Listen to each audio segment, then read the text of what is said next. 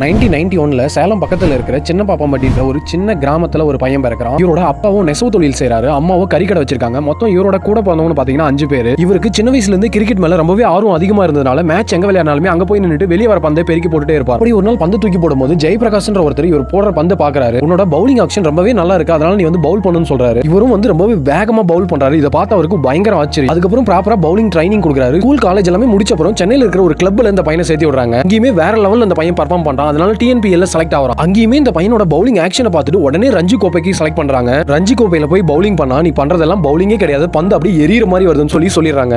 இது வரைக்குமே உன்னோட பவுலிங் வேற லெவல் இருந்துன்னு சொன்னவங்க இப்போ உனக்கு பவுலிங்கே பண்ண தெரியலன்னு சொல்லிடுறாங்க. இருந்தாலுமே மனம் தளராம அடுத்த ஒரு வருஷம் பயங்கரமா பிராக்டிஸ் பண்றாரு. அதுக்கப்புறம் IPL சன்ரைஸ் ஹைதராபாத்ல 3 கோடிக்கு இவரை வாங்குறாங்க. அது மட்டும் இல்ல ஆஸ்திரேலியாவுக்கு போயிட்டு இந்தியாவுக்காக இவர் எடுத்த விக்கெட்டை பார்த்துட்டு மொத்த கிரிக்கெட்டருமே தி ஏர்கர் கிங் அப்படின்னு சொன்னாங்க. இவரை இன்னைக்கு ரஞ்சி கோப்பையில பவுலிங்கே போட தெரியலன்னு சொன்ன அவர் தான் இன்னைக்கு இந்தியாவின் ஏர்கர் கிங் நடராஜன்.